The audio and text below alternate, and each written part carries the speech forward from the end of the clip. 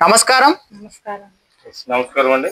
ఏలూరు జిల్లా చింతలపూడి మండలం ఎండపల్లి గ్రామంలో ఎఫ్ఎంటీ మోడల్ సెక్షన్ రెండో రోజు భాగంగా మనము విత్తన గుళికల తయారీ విధానం గురించి నేర్చుకుందాం.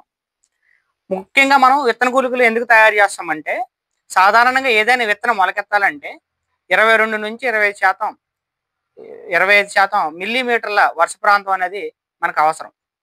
సో దానికి అనుగుణంగా ప్రస్తుతం ఉన్నటువంటి ప్రకృతి వైపరీత్యాల రీత్యా వర్షాలు సమయానికి సక్రమంగా పడట్లేదు కాబట్టి ఆ విత్తనాలని మనము విత్తన గుళిక రూపంలో తయారు చేసుకొని మనం వెదజల్లినట్లయితే ఆ విత్తనంలో ఉన్నటువంటి మా యొక్క మట్టి విత్తన ఫైబర్ ఉన్నటువంటి బంక మట్టి, అలాగే ఘనజీవామృతము, బీజామృతంతో మనం విత్తన శుద్ధి చేసుకొని చేస్తాం కాబట్టి విత్తనాలు త్వరగా పాడవకుండా సుమారు 6 మాసాల పాటు ఆ విత్తనంలో జీవం ఉంటుంది. కాబట్టి మనము విత్తన గుళికలు తయారు చేసుకొని మనం కావాల్సినటువంటి ప్రాంతంలో మనం విత్తనాలను వెదజల్లుకోవడం జరుగుతుంది.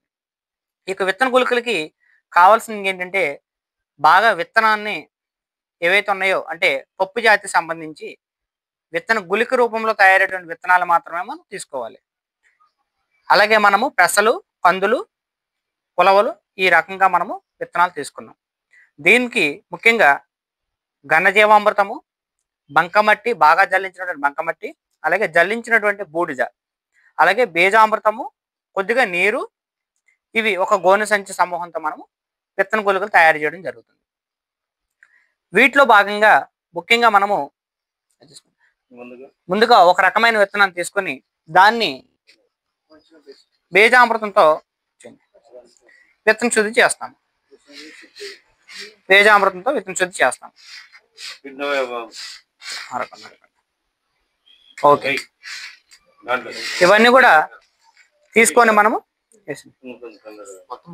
ఇట్లా అటువంపు ఓకే ఆ యొక్క విత్తనాలు మనము వేసుకుంటాం. రాణి గారు తలవాటు పట్టుకోండి. ముందుగా మనము బంకమట్టి లాస్ట్ ఘనజీవామృతం ఈ తర్వాత అది ఖాళీ చేసిన టబ్లో ఎత్తేసింది, ఫ్యూజ్ లో పెట్టండి. అది ఘనజీవామృతం మనం వేస్తూ విత్తనాలని గుళిక రూపంలో తయారు చేయాలి. పలసగా అన్న ఫ్యూజ్ లో పెట్టు, దగ్గరికి రా.